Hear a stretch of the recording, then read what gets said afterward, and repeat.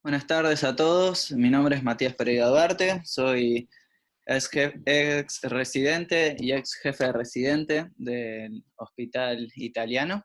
Eh, Actualmente soy fellow de segundo año del equipo de columna del hospital y bueno, me encargaron la charla para el día de la fecha sobre una presentación sobre los fellowship particularmente. Agradezco al equipo de panelistas que se ha convocado para esta reunión, entre ellos el doctor Músculo, que no requiere presentación. Es actualmente jefe honorario del Servicio de Ortopedia y Traumatología del Hospital Italiano de San Justo. El doctor José Monayer, ex residente y fellow del hospital, actualmente desempeñándose como especialista en traumatología y patología de columna en Tucumán. Alejandro González de la Valle, también residente y fellow del hospital, que es parte del servicio de reconstrucción protésica del Hospital for Special Surgery en Nueva York. Edilio Pauleta, también ex residente y fellow del hospital, especialista en artroscopía de la ciudad de Tandil, y Nicolás Piusi, ex residente que es parte del sector de reconstrucción y preservación de cartílago en la Cleveland Clinic en Estados Unidos. Eh, Bien, para comentarles un poco, esta charla se inició a partir de una iniciativa del equipo de columna, en donde, debido a la situación de la pandemia, empezamos con ateneos virtuales, en donde se le asignó a diferentes médicos del equipo una charla a elección, ¿sí? Eh, entonces, yo me crucé con este artículo hablando y buscando información sobre la formación de los fellows, que ya llama la atención por su título, ¿sí? Este artículo es una revisión de la literatura que mide el impacto que tienen los fellows sobre los residentes en formación. Es una revisión que introduce el tema alegando que los fellows en cirugía general o en especialidades quirúrgicas han ido aumentando desde principios de los años 90 hasta cerca de la actualidad, 2010. También aclaran de que a medida que aumentan las oportunidades para los fellows, quizá la capacitación de los residentes en sus respectivas formaciones se ve afectada negativamente, ya que a pesar de que los fellows pueden sumar en la actividad educativa de los residentes durante ateneos, conferencias y disertaciones, también pueden quitarles las oportunidades de procedimientos y también de liderazgo. Incluso es algo que por ahí uno ve a menudo en las residencias, que algunos casos quirúrgicos puedan ir salteando etapas y pasar de lo que antes operaba un residente menor a un residente mayor, incluso a que lo operen o que tengan mayor participación los fellows. En sí, lo que hace este artículo es, mediante el grupo de autores, analizan una revisión sistemática de 23 artículos de diferentes especialidades quirúrgicas y le asignan, según los resultados, un impacto del fellow sobre el residente, el cual lo calificaban como positivo, negativo, mixto o nulo, ¿sí? Según el consenso entre todos los autores. Y vieron de que de estos 23 artículos, uno solo concluyó de que los fellows tienen un impacto positivo en la educación de los residentes. 9 encontraron un impacto negativo, ya que 4 notaron una disminución en la experiencia operativa de los residentes atribuible a la presencia de un fellow, y también aclaraban de que los fellows interfieren con la capacitación de los residentes, dañando su confianza durante la rotación y al restar el valor a la experiencia educativa de los residentes. El resto los clasificaron como con resultados mixtos o nulos. Por lo tanto, este artículo no, no refiere de que hay un impacto ni negativo ni positivo de los fellows sobre los residentes, pero queda abierta el interrogante.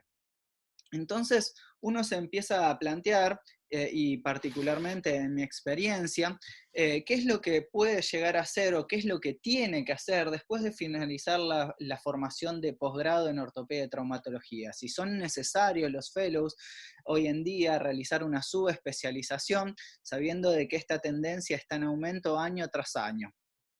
Para eso me pregunté qué es un fellow, ¿sí?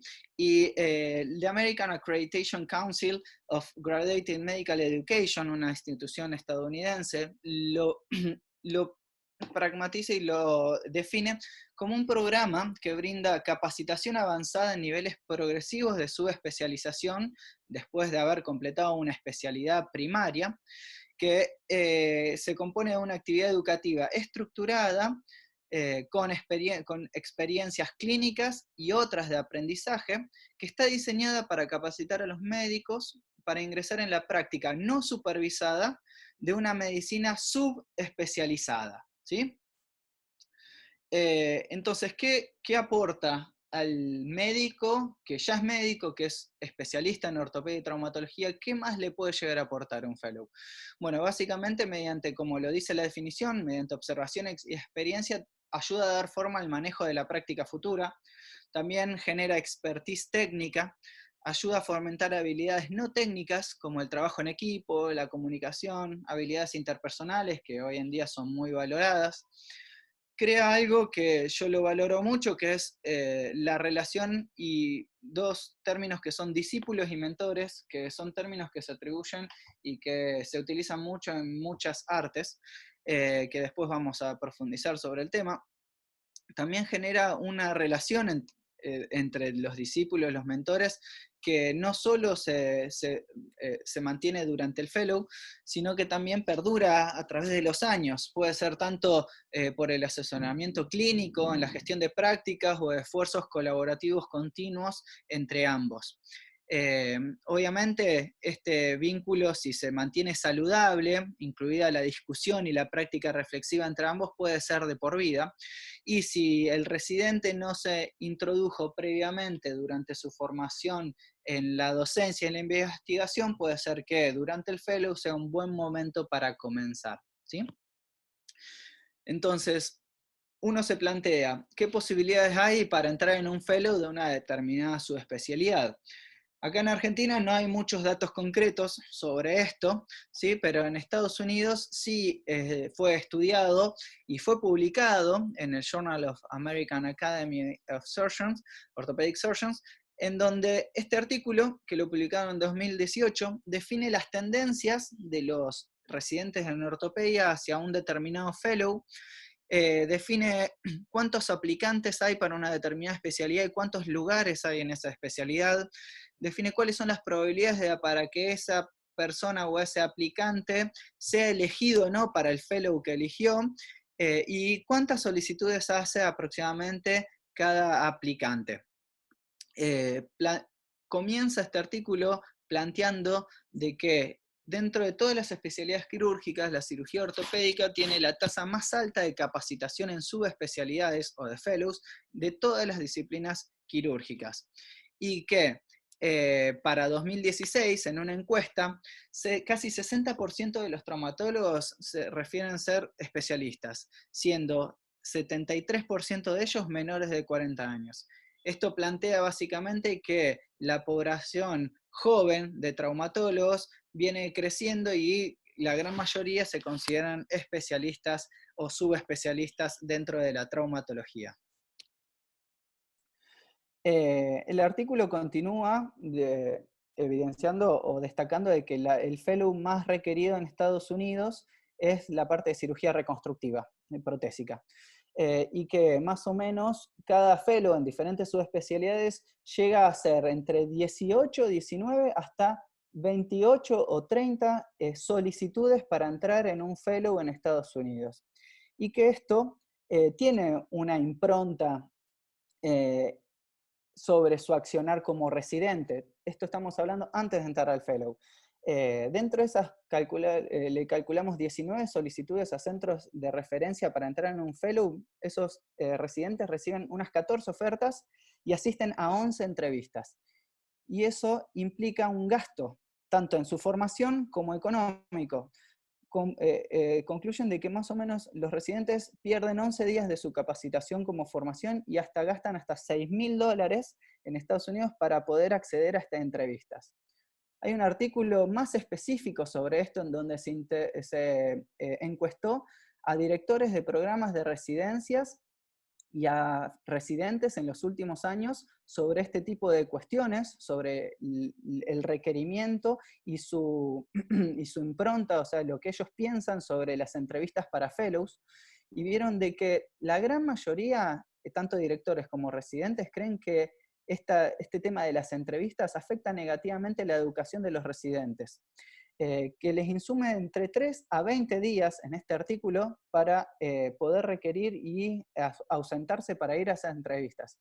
Y sugieren, como método para poder cambiar esto, es que allá en Estados Unidos esto se realice con entrevistas coordinadas en tiempo y espacio, ¿sí? En determinada región, tal día, se cierra un día solo para hacer entrevistas y que todos los residentes puedan hacer sus entrevistas ese día y no tener que viajar tanto. Pero bueno, estamos en Argentina y después de decir, bueno, el fellow tiene sus ventajas, ¿qué me lleva a elegir un fellow en particular? Básicamente hay muchas, cada uno tendrá sus razones, pero está escrito de que puede ser un interés particular en el campo elegido, que uno quiera hacer una determinada cirugía con mayor frecuencia que otras, que alguien tenga una oportunidad de una carrera anticipada, ¿sí? En determinada especialidad, o algo un poco más abstracto es esa necesidad de llenar un vacío en un conjunto de habilidades clínicas, quirúrgicas o de conocimiento. Particularmente en columna está descrito en varios textos de que es casi necesario el fellow de columna, ya que se ha visto de que las cirugías tienen mejores resultados cuando se practica por alguien que realizó un fellow, y que además hay determinados avances en la tecnología, ¿sí? O en las técnicas quirúrgicas que requieren un periodo dedicado a adquirir esa habilidad, ¿sí? Pero bueno, esto no solo pasa en columna, también hay artículos que hablan sobre hombro. Este artículo es interesante y compara los resultados de 2.720 prótesis de hombro, tanto anatómicas como reversas, y las divide según quién las realizó. Un fellow de hombro, un fellow de medicina deportiva, de mano o extremidad superior, o un ortopedista general. Y destacan que obviamente el fellow de hombro, obviamente no, pero el fellow de hombro hace más cantidad de prótesis por año y que tienen una tasa significativamente menor de complicaciones en esos procedimientos que el resto de los fellows. O sea que vemos acá que el hacer un determinado fellow mejora los resultados de ciertos procedimientos. Y no solo en cuanto a los resultados, este artículo habla de que realizar una prótesis total de cadera por un especialista en cirugía reconstructiva, cuando se lo compara con un nivel basal de costos dentro de los 90 días, desde la intervención hasta los 90 días, el especialista, o sea, el paciente que fue operado por un especialista puede tener gastos que son un 30% menor que el basal, y comparado con los no especialistas que llegan a un 20% menor del basal en promedio. O sea que hay un gasto económico también, y hay una diferencia en ese nivel entre las personas que siguen una especialidad determinada para determinados procedimientos. Y bueno, otras de las causas obviamente está lo económico, lo que venimos hablando, ¿sí? Generalmente los fellows que hacen una subespecialidad pueden tener salarios más altos y traer una práctica privada más amplia. Entonces sería ingenuo pensar de que las cuestiones financieras no influyen en la decisión de cada uno. Para eso los invito a leer este artículo, el cual no detallé, pero es muy interesante, sobre la inversión de hacer un fellow en Estados Unidos y cómo eso puede equipararse en un futuro comparado con un médico que hace ortopedia general. La verdad es un artículo interesante, pero se va de tema. Pero bueno, seguimos. En Argentina me gustaría hacer un fellow. Entonces, ¿dónde me anoto? ¿Cuáles son los requerimientos? ¿Sí? Desgraciadamente acá en Argentina no está todo muy homogéneo o muy unificado, por así decirlo, sino que quizá como se hacía antes en la residencia, para entrar a un fellow uno tiene que buscar específicamente qué subsector, y dentro de ese subsector cuáles son los lugares en donde uno le gustaría presentarse, y a partir de cada uno de esos lugares tiene sus reglamentos y sus requisitos para poder acceder al fellow. Sin hablar de cuestiones posteriores como horas de trabajo, pago, etc. Pero bueno, vemos que yo hice una búsqueda en Google y vi que para fellows en traumatología en Argentina salen muchísimas páginas, todas diferentes, de diferentes institutos donde uno se pueda formarse, y en la última que salió es la Asociación de Traumatología, que particularmente dice, falta la palabra fellow. Pero bueno, seguimos. Ya elegimos. En mi caso, obviamente, saben, yo soy fellow de segundo año de columna en el hospital, entonces, ¿qué me toca aprender? Y es algo que por ahí uno no se cuestiona cuando uno empieza el fellow, sino que, por ejemplo, en mi caso, yo sigo la sistemática y la inercia del hospital, terminé mi jefatura de residente y seguí haciendo lo que venía haciendo desde antes, pero nunca me planteé cuáles iban a ser mis objetivos particulares durante mi fellow. Pero bueno, este artículo de la Sociedad Canadiense de Columna, ven que se juntaron 32 cirujanos de columna y definieron un plan de estudio general a partir de una base, un plan de estudio enfocado y avanzado y un plan de estudio para pediatría, todo para presentárselo a un fellow que está entrando en su primer año de fellow, obviamente, y le van a decir, mira, tenés en este plan de estudio general 91 objetivos cognitivos, o sea, conocimientos que vos debés tener al terminar tu fellow, y 53 objetivos procedimentales, o sea, para cuestiones quirúrgicas. Obviamente después tenemos el fellow avanzado o más enfocado. Y esto está muy bueno, tener una base para poder ir comparándose a medida que pasa el tiempo durante una formación. Entonces, tenemos toda esta gran lista de procedimientos. ¿Cuánto hace falta para un fellow para formarse? Eso sí que no está escrito, por lo menos no lo encontré, ¿sí? ¿Cuántos procedimientos en columna tengo que hacer para que me consideren competente? ¿O cuántos para ser proeficiente o que me digan experto o que me consideran y me llamen, por ejemplo, a dar una disertación o a hablar sobre determinado tiempo? Busqué sobre el tema, obviamente, y pensé en qué es lo que piensa todo el mundo cuando habla de un cirujano de columna, poner tornillos, ¿no? Entonces, este artículo habla específicamente de la curva de aprendizaje de un fellow de primer año eh, y estudia cuántos tornillos se hacen falta para que ese cirujano sea competente para colocar esos tornillos.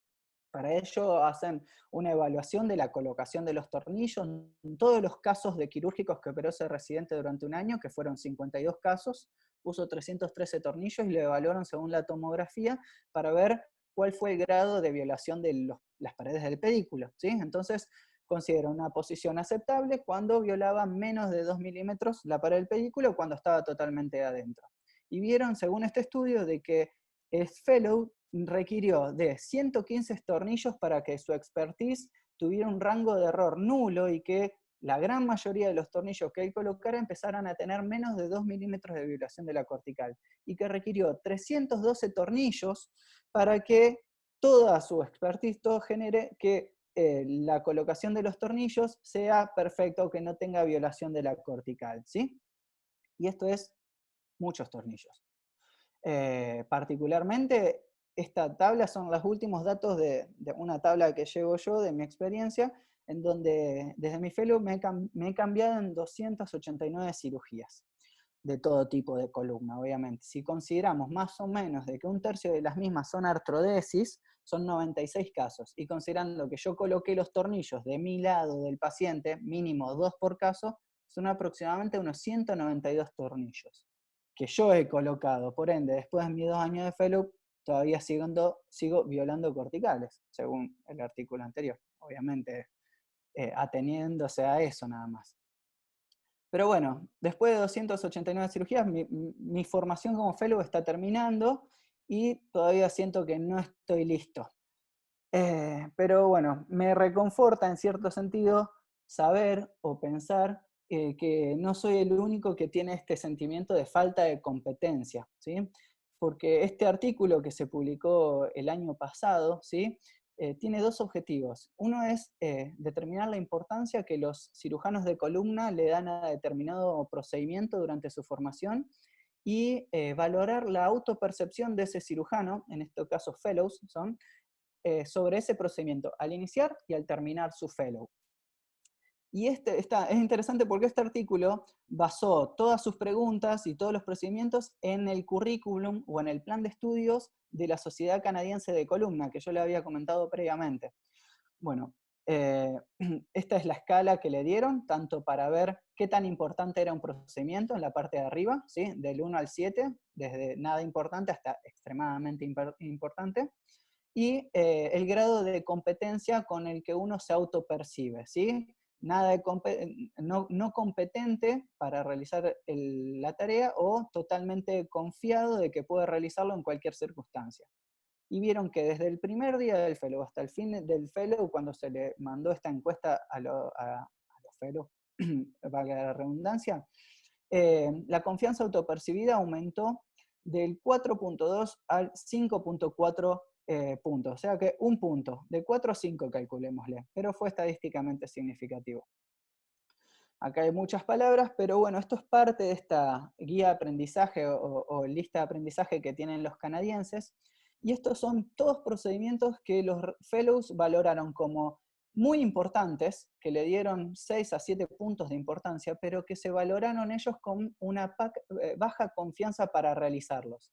Y realmente uno se pone a leer los procedimientos y dice colocación de tornillos sublaminares cervicales, reducción de una espondilolisis o espondilolistesis o una espondiloptosis, colocación de placas a nivel occipital. Son procedimientos que yo, obviamente, creo que he visto muy pocos y totalmente coincido con este artículo en que yo tendría totalmente una baja percepción de mi competencia para realizarlos. Pero en sí el objetivo de esto es de detectar estos procedimientos en donde uno no se siente competente, está apuntando a otro lado. Está apuntando a presentárselo a los directores de programas de fellows o programas educativos y decirle, mira, podemos ahondar en esto o fijémonos en esto, que es lo menos frecuente para organizar oportunidades educativas, cursos, conferencias, talleres de cadáveres, actividades de simulación, etc. Entonces, bueno, uno termina. ¿Cómo aprender y seguir aprendiendo? No se duerman, que ya termino. Obviamente también está todo escrito, ¿sí? Este artículo habla sobre el entrenamiento de los fellowship de columna, ¿sí? Hicieron combinaron una revisión bibliográfica y opiniones de expertos para definir cuáles son los métodos más eficaces para el entrenamiento de los fellows. Y acordaron 2 puntos. El primero fue el tema de bootcamps. Ellos, y yo creo que el bootcamp se refiere a una actividad educativa intensiva que ellos aplican al comienzo del fellow, y vieron que esta actividad evidencia una mejora en las destrezas quirúrgicas, conocimiento y la confianza del fellow antes de embarcarse en esta nueva actividad que va a tener ahora, que va a requerir más responsabilidad con los pacientes y quirúrgicamente hablando, ¿sí? Y lo otro son las actividades simuladas, ¿sí? Esto, como ven, las operaciones simuladas mejoran las habilidades y el conocimiento, ¿sí? Incluso si se realizan en cortos periodos de tiempo, son seguras tanto para los médicos como para los pacientes y maximizan el tiempo dedicado a aprender, por ejemplo, pasos críticos de determinada técnica. Y en este artículo definen de que se vio que los residentes o los fellows, los estudiantes, se sienten mucho mejor o tienen una mejor captación de los conocimientos cuando ellos exploran y practican sus habilidades, a diferencia que cuando un cirujano mayor o un senior puede demostrar o los instruye. Pero bueno, esto no lo dice solo este artículo, es algo que uno sabe y está en las bases de las teorías del aprendizaje, ¿sí? Lo que se oye se olvida, decía Confucio, lo que se ve se recuerda, y lo que se hace se aprende. O sea que cada vez que uno toma un rol más activo, más participativo en una determinada actividad, se logra interiorizar más, como ven acá en la pirámide del aprendizaje que está abajo a la izquierda. Obviamente dentro de estos cursos simulados hay muchísimas opciones, entre ellos los talleres cadavéricos, las disecciones en animales, y está muy en boga, y lo que está avanzando son los preparados sintéticos, impresión en 3D, realidad virtual, y algo que empecé a leer algo ahora un poquito es la realidad mixta, que mezcla el tema de la simulación virtual con la realista, ¿sí? Eh, particularmente tenemos acá artículos que hablan sobre la utilización de modelos 3D en fracturas complejas, como por ejemplo de calcáneo, que en sus resultados se ve que los residentes mejoran su confianza y su capacidad de entendimiento de las fracturas, en este caso particularmente de calcáneos, por ejemplo, cuando tienen que entrar en el acto quirúrgico, ¿sí? O sea que no es solo de columna. En mi experiencia durante mi fellow, y quizá también mi experiencia previa como jefe residente o residente del hospital, hemos tenido sesiones intensivas de capacitación, tenemos modelos. Acá creo que también es importante, y esta foto lo pongo porque me gusta aclarar que hay que saber cómo llegarle al residente, al estudiante o al que está aprendiendo para que también muestre interés. Por ejemplo, yo creo que el doctor García Mancilla en este caso le encontró el sentido a la columna cuando le dijimos que había una relación entre las artrodesis de columna y la luxación de cadera. Entonces ahí fue cuando se empezó a interesar sobre el tema. He tenido casos y participación en cirugías donde hemos utilizado impresiones 3D, sumamente útil para planificar deformaciones, y también hemos organizado, he sido participante, incluso faculty o he ayudado en la preparación de cursos en SOBON o modelos anatómicos, como se ven los de abajo, tanto para instructor de residentes, de traumatólogos ya formados o de las instrumentadoras. En San Justo hay un lugar de procedimientos experimentales donde hemos experimentado con chanchos, ¿sí? Vemos procedimientos, si se escucha, una laminoplastía sobre la columna de un chancho, ¿sí?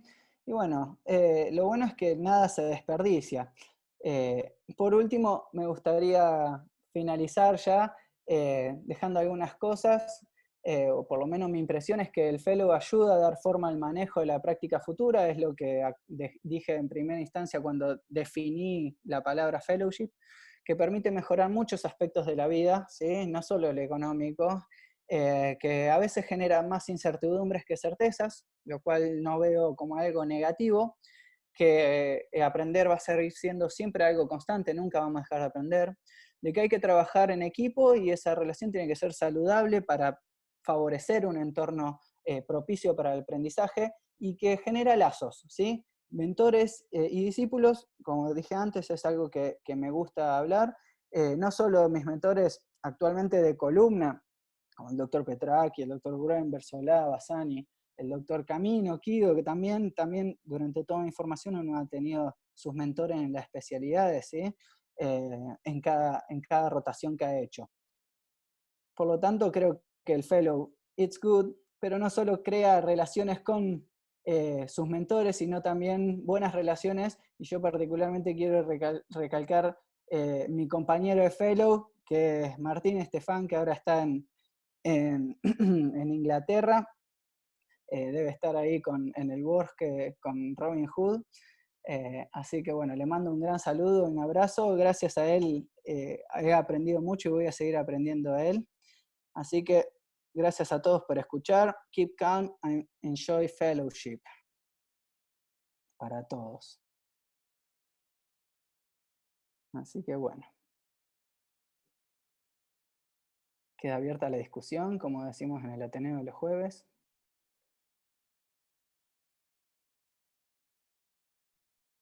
Si alguien tiene alguna pregunta, la puede ir comentando en el chat o me pide la palabra y yo lo habilito.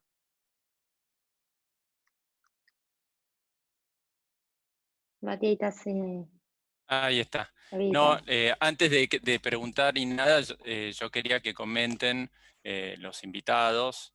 Podríamos empezar con Eddie Pauleta, que él se fue a Tandil, hizo su fellow, creo que Eddie, tengo entendido, hizo 2 fellows, o sea, hizo la residencia, 2 fellows, y después se fue a Tandil y ahora está trabajando y ejerciendo lo que aprendió en el hospital italiano. Y bueno, me gustaría la opinión de él, a ver cómo ve la situación, qué le parece, qué comentarios puede hacer. Y después seguimos con Nicolás Piusi. Bueno, gracias Matías. Mirá, bueno, me pareció muy buena la exposición.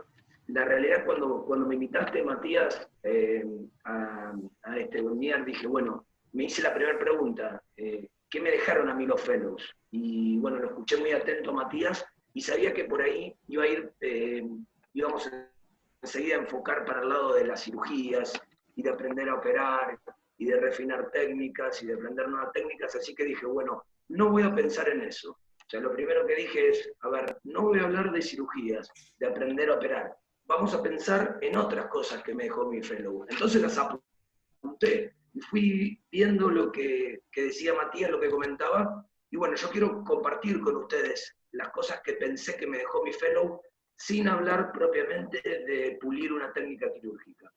Y si hay algo que me dejó mi fellow fue aprender a indicar y a programar una cirugía. Yo creo que, y bien Matías recién estaba muy preocupado por el tema de romper con un tornillo las paredes de un pedículo, y Matías, yo lo que te quiero decir, que las vas a seguir rompiendo toda tu vida, y todos vamos a tener una mala maniobra dentro de una cirugía, y es una décima segundo, y uno contra eso, si bien puede practicar todo, son cosas que van a seguir pasando. Todos vamos a tener complicaciones por más que hagamos todo lo posible para no tenerlas. Pero hay algo de lo que nosotros tenemos que tener, que sabemos que tenemos tiempo, y es en pensar y en repensar una cirugía. Y eso me enseñó el fellow, a que tenemos todo el tiempo del mundo para programar y para indicar una cirugía. Tenemos noches en la cabeza, tenemos programas, tenemos tiempo para pensarlo, y en eso sí tenemos que equivocarnos lo menos posible. Después, ¿qué otra cosa me dejó el fellow? Aprendí sobre la relación médico-paciente. En el fellow realmente aprendí a recibir a un paciente, a escucharlo. En el hospital italiano teníamos la suerte de recibir pacientes de todo el país con complicaciones, con problemas no resueltos, con problemas difíciles. Y por suerte estábamos en un lugar donde por ahí el staff ya no estaba tan encima enseguida, entonces escuchábamos al paciente, veíamos, empezamos a forjar una relación, y durante 1 año o 2 años transitamos toda una relación con un paciente, donde aprendemos a escucharlo, donde aprendemos a indicar una cirugía, donde estamos cuando esa cirugía todavía no está funcionando y tenemos que ir explicándole a un paciente por qué todavía no se ven los resultados. Aprendimos a dar un alta a un paciente y aprendimos a comunicar un mal resultado o incluso una complicación. Y eso es algo que no le enseñan los libros, eso es algo que lo vamos a vivir en cualquier parte del mundo donde estamos, y eso es algo que quizá en la residencia, al rotar 3 meses, no vivimos toda esa historia de 1 año y de un seguimiento largo de un paciente. El otro punto que quería recalcar es que también uno en el fellow aprende a cómo nuestros profesores, nuestros mentores, reciben una complicación o sufren una complicación y a cómo resolver esa complicación. Podemos entrenarnos, podemos aprender a operar, pero siempre que aprendemos una técnica tenemos que saber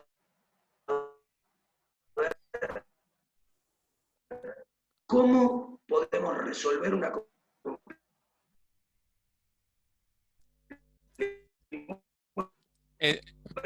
Bueno, ¿qué no me pudo en relación médico-paciente y de indicaciones? Sí, Matías. No, que de golpe se estaba escuchando un poquito mal, y de paso, si querés concluir un poco lo que querés, tu mensaje final, así le damos paso a Nico Piusi que diga su opinión. El mensaje final entonces es ese, que hay muchísimas cosas importantes, y fuera de lo que es el aprendizaje de la cirugía en sí, hay otras cosas. Perfecto, muchas gracias, Eddie. No, por más. Nicolás Piusi. Mati, muy linda la presentación. Nada, algunas conclusiones que a título personal, a ver, ¿qué puedo compartir? A ver, yo estoy muy cercano a vos y a muchos de ustedes, fuimos corresidentes, compartimos las trincheras y fuimos aprendiendo juntos. Yo creo que es parte del proceso continuo del conocimiento y de ir ganando autonomía, ¿no? En primera instancia, yendo de lo macro a lo micro, me parece que en primer lugar es buenísimo replantearse, y habiendo tanta gente que está a cargo de los fellows, tanto a nivel de la sociedad de ortopedia como a nivel de las distintas instituciones. Es bueno también replantearse, bueno, cómo estamos ofreciendo estos programas, cuáles son las currículas, qué objetivos se están poniendo, porque la verdad que plantear estos objetivos y estos procesos de antemano y no esperar, desde cosas tan simples como no esperar hasta el mes antes de que terminas tu residencia para ver dónde vas a ir al fellow, ¿no? De poder predecir a dónde te vas a mudar con tu familia dentro de un mes, que muchas veces es algo que hay incertidumbre porque no están dadas las condiciones o los procesos como para que vos te anotes al fellow o te entrevistes con anticipación y para poder prever. Y esas son cosas que, bueno, yo creo que en Argentina se va a ir avanzando a medida que vaya madurando los procesos formativos. Así que eso está buenísimo que lo plantees y me parece que es algo que lleva a reanalizar cuáles son los procesos que hay en el macro. En lo individual, el fellow para mí fue una experiencia inolvidable e increíble, porque es la posibilidad de ganar autonomía y de jugar a ser staff, en definitiva, sin tener la responsabilidad final. Pero ya teniendo un poco de cada vez más ir teniendo ese vuelo y esa sensación de adrenalina en el cual ya no vas tan de la mano, sino que empezás a volar y empezás a tomar dimensión de lo que es realmente la práctica. Y aprendes no solamente, como decía Eddie, no es solamente el hecho de hacer la cirugía, sino la indicación, la parte económica, la parte de manejo del paciente, la parte de networking y de manejo interdisciplinario, todas cosas que uno se lleva. Y como último punto, digamos, justo lo estábamos charlando con los fellows de cadera y rodilla en estas semanas que estuvimos fuera de quirófano, es entrar un poco de dónde viene el término fellow, ¿no? Que justo escribimos un paper y analicé la etimología de la palabra. Viene de un término inglés que era feolaga, que significa uno que comparte con el otro. En definitiva, básicamente eso, es compartir con gente que llevó haciendo esto durante más tiempo, que uno comparte un año intensivo, 2 años en tu caso, y en definitiva comparte el resto de la vida, ¿no? Porque uno, cuando es fellow, cuando es alumni, es como uno es parte de la familia, parte de ese grupo, y después uno, cuando hace su segundo, tercero, cuarto año de fellow, y yo creo que ahora estoy haciendo, terminé mi primer año de práctica, uno sigue siempre aprendiendo y yo creo que es algo que se comparte hasta con los que tienen 15, 20, 30 años de experiencia.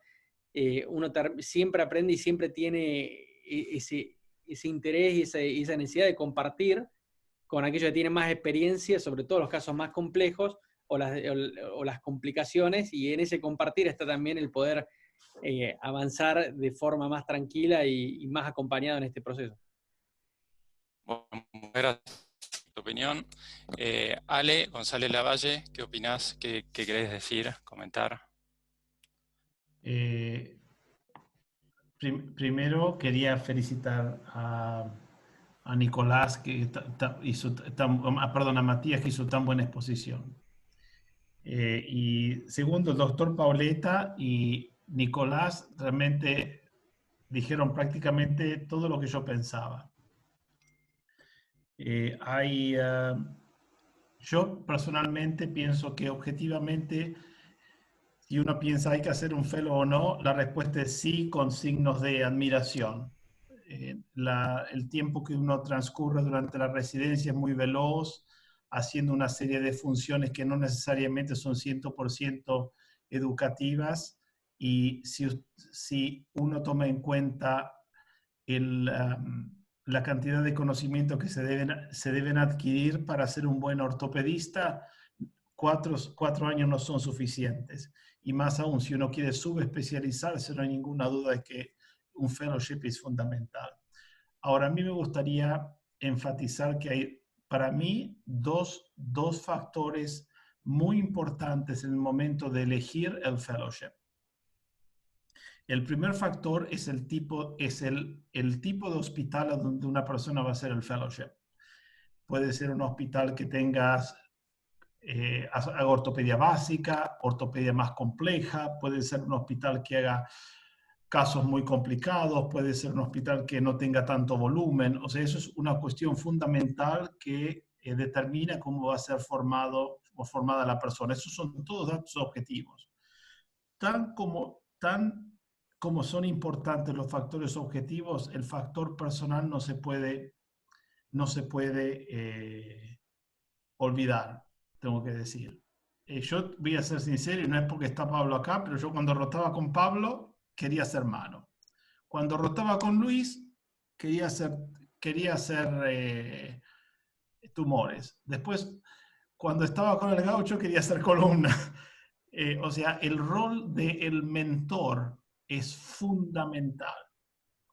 Y si uno tiene un buen mentor, no se lo olvida más y se transforma en una guía que lo ilumina en el camino de la especialidad que uno hace. Y eso es lo que a mí me ha tocado con mis mentores del Hospital Italiano y aquí en Nueva York también. Así que me parece, esas dos cosas quería decir. Gracias por invitarme. Bueno, gracias, Ale. Lo vamos a dejando al Gaucho como el último y después pasa al doctor Múscolo y al cierre final, Pablo. Gaucho, ¿tenés habilitado el micrófono? Ahí está. Bueno, ¿se escucha? Sí.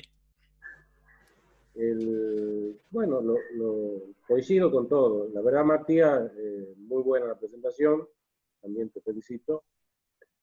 Creo que el fellow es hoy por hoy absolutamente indispensable dentro de la etapa formativa. Por ahí el tema del planteo de Matías, que en la estadística, y qué funciones tiene el fellow, y dónde se contrapone con el residente, bueno, desde la época nuestra ya eso pasaba, y bueno, ese es un desafío que tiene que tener servicio en la programación y todas esas cosas, pero yo veo como que la residencia es una cosa general, donde vos vas viendo todo, nosotros todos tenemos la suerte de venir de un servicio que es absolutamente organizado, donde hay sectores que son absolutamente organizados, pero que en definitiva todos piensan lo mismo, es decir, en la residencia, y como dice Matías, seguimos la inercia, estábamos en el hospital y seguimos la inercia de ese fellow. Y yo siento que a mí, tanto la residencia como el fellow me enseñó a pensar, o sea, no, independientemente del entrenamiento quirúrgico, que también depende de qué subespecialidad, la subespecialidad de la columna estadísticamente baja la cantidad de cirugía, pero independientemente de eso, desde la residencia al fellow, por lo menos en nuestro hospital, nos enseñó a pensar. Yo no tengo dudas que miro un paciente, con vos Matías hacemos lo mismo, pero un paciente con Alejandro, con alguien que haga algo que no sea columna y lo vemos de la misma manera y lo protocolizamos de la misma manera, o sea, tenemos una estructura de pensamiento que está buena, que está muy buena, que es esencial en el desarrollo de la profesión. El tiempo, bueno, yo no soy el mejor referente porque me tuvieron que correr del hospital, yo tuve más de 4 años, pero lo que dice Ale es fundamental también, el mentor. Yo decidí hacer columna en el momento que hice mi rotación en columna. Lo decidí en el último año, porque bueno, tuve una muy buena rotación y después me quedé muchos años con ellos y siempre fueron Marcelo y Carlos mis referentes. Y bueno, y el jefe que está ahí escuchando, el referente en lo que se desarrolla la medicina basada en la evidencia y todo. Ahora, en lo humano, ni hablar.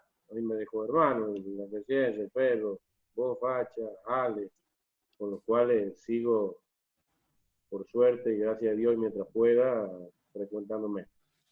Y yo siempre tengo el parámetro del hospital y el servicio de columna, del sector columna, como mi consulta. Pero creo que hoy todo lo que se dijo está muy bueno, pero el fellow es indispensable. No tengo ninguna duda de que el fellow es indispensable.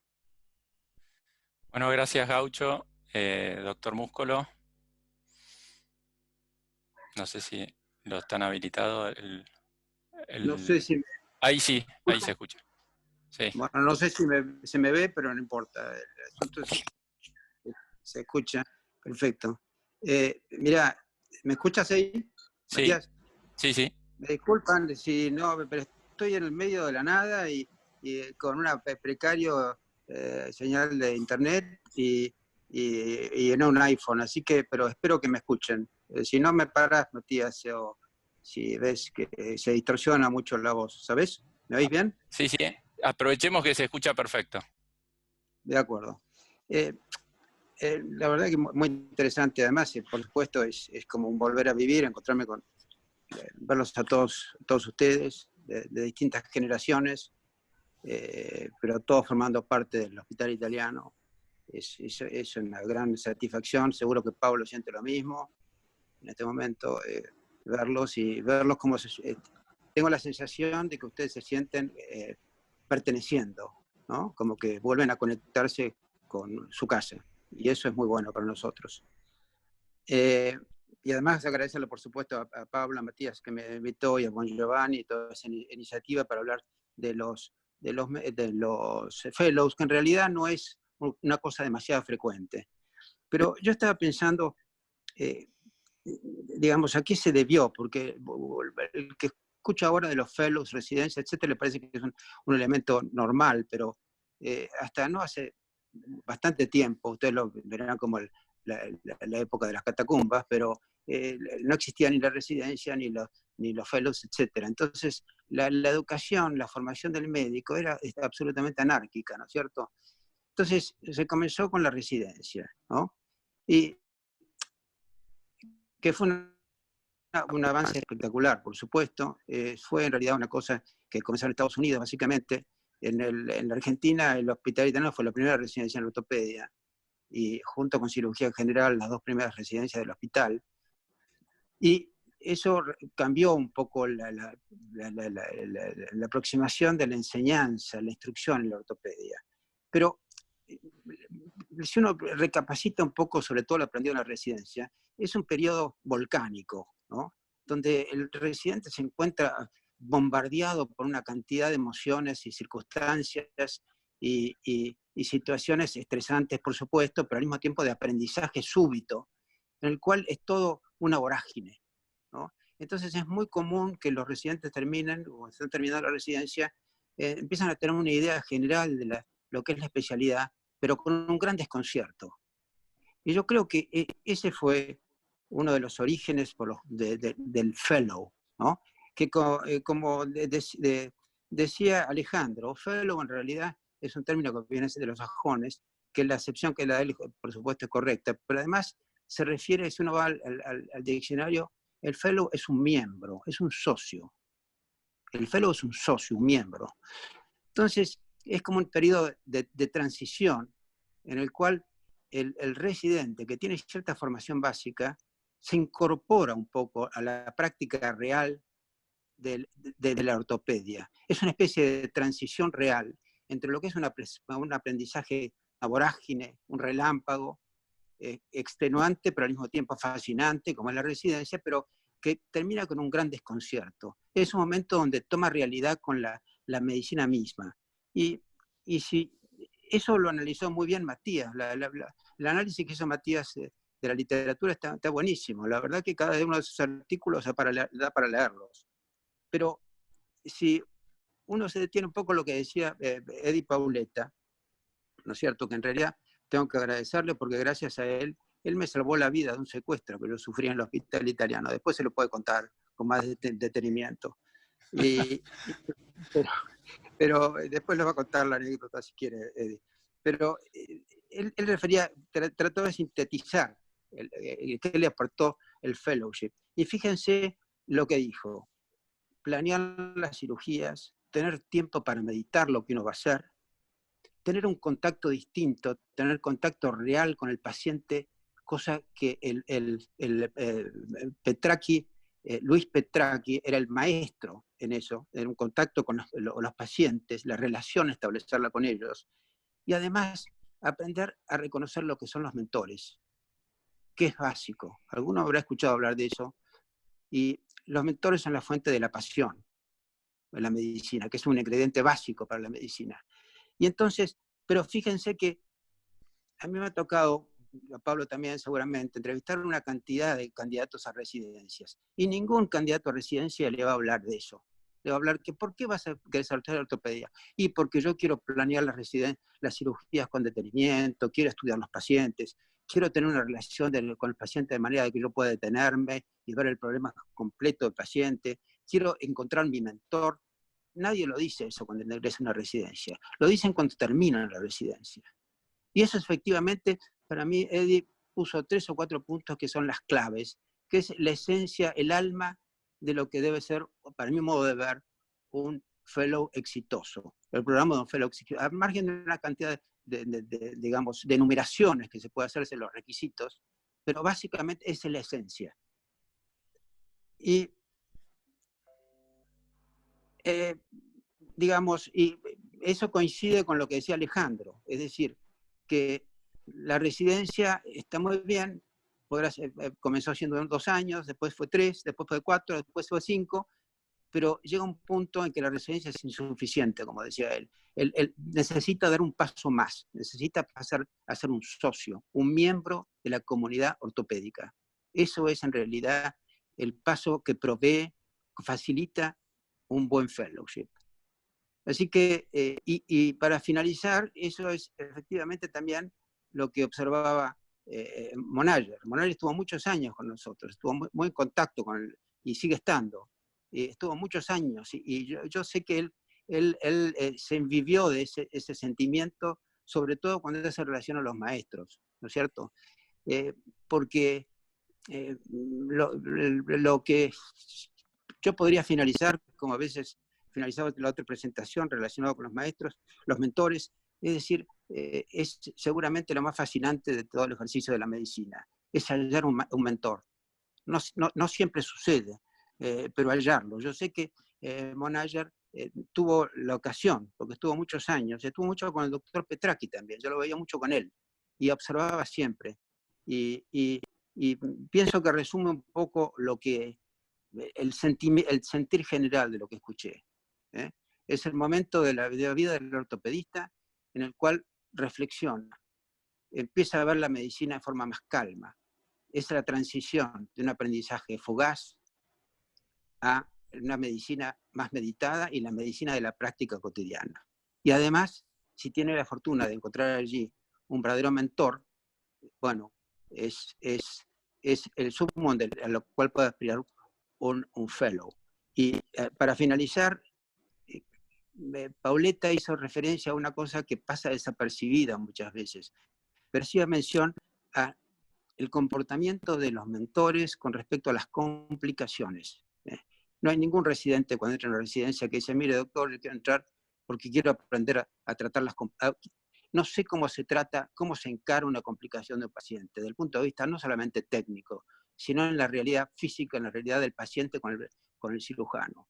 Y en lo personal, yo creo que eso es una de las características de un mentor, el trato, la manera de encarar una complicación, no en lo técnico, sino como médico.